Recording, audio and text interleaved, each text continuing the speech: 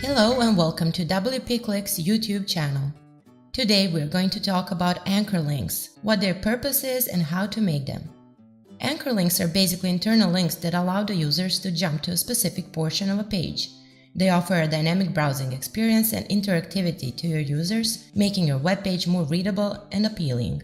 Now let's find out how to make an anchor link in just a few easy steps. First, we need to see what we want to achieve with this anchor link. Let's say you want to create a clickable heading that leads to the third paragraph of your text. Head over to your dashboard and open the post editor.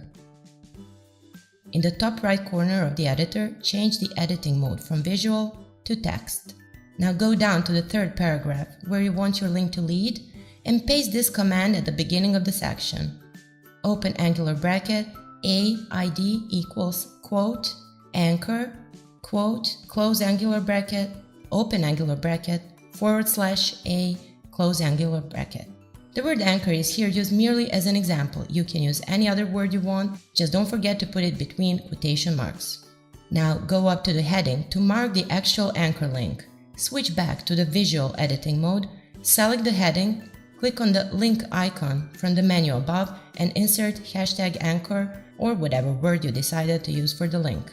All that is left now is to click Update at the top right of the page and preview the page to make sure everything is set right. You can also check the live website.